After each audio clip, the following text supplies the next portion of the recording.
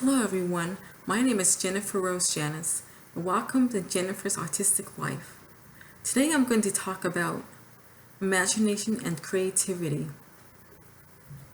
I love being creative, writing, acting, drawing, crafting, and imagining what it would be like if my teddy bears were to come to life.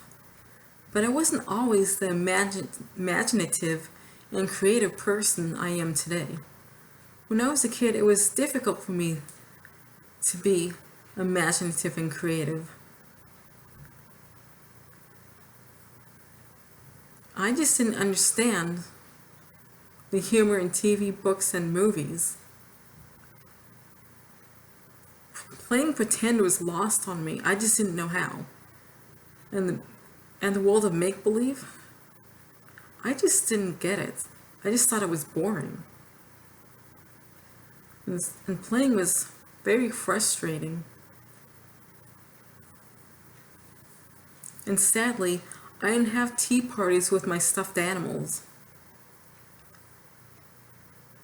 What I did enjoy doing as a kid was reading, writing, watching TV, and putting together jigsaw puzzles, with the exception of walking and my favorite stem of pacing. Physical activity was difficult for me because I badly injured my right leg in a freak playground accident when I was in the first grade.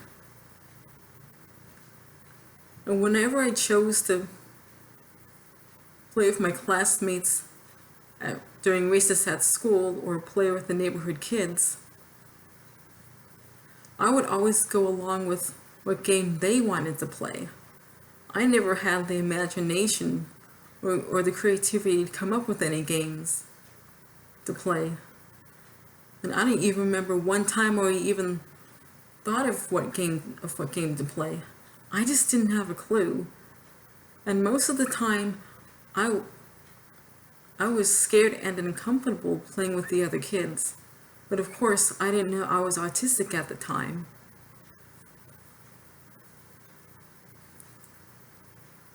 And also in elementary school, art could be pretty frustrating if I didn't know ahead of time from the teacher what we were supposed to draw or paint or whatever, because I did not have the imagination or creativity to come up with something. I just felt the pressure of trying to be creative on demand, you know. And I feel that creativity shouldn't be rushed. Shouldn't be in a short time frame of like under an hour in elementary school. It should take. It just shouldn't. I mean, creativity takes time. Creativity shouldn't be rushed. And so I remember feeling that pressure. And also, it's the same for writing assignments. If the teacher can tell us what topic to write about, what the topic was to write about,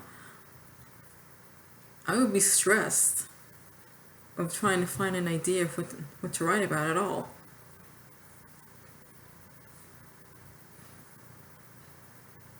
But when I was 25, my imagination and creativity was more fully developed at that age.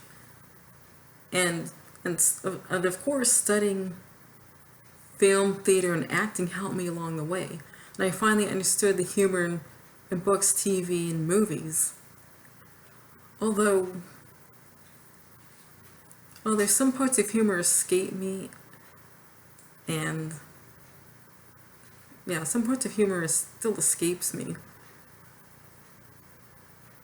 And sometimes I just can't tell whether people are being serious or if they're joking, and some expressions kind of go over my head still, and I tend to take things literally at times. And I remember in college, later on in college, when I was 28, I enjoyed taking taking a drawing class.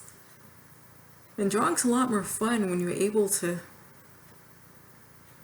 visualize in your mind what you want to draw, and draw what you see in front of you and around you. And one of the cool things is that I can draw Pokemon to scale. And I have ways to be creative, get my creative juices flowing. One of those ways is by stimming. Me as an autistic person, I feel it's very vital and important to my well-being and functioning to stim. So I think of my creative juices flowing.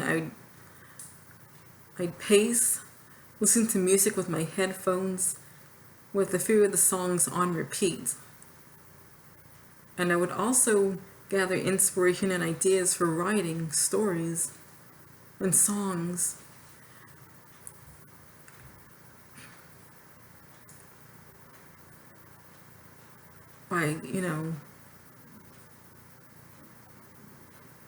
By experiences I've had in my real life, and some interesting dreams that I've had. And also now, as an adult, I've made up for lost time not being able to have tea parties with my teddy bears. I have all types of tea sets for my bears, so we can choose whatever we want to have an amazing tea party. So that's all I have to say. Goodbye, and thanks for watching Jennifer's Autistic Life.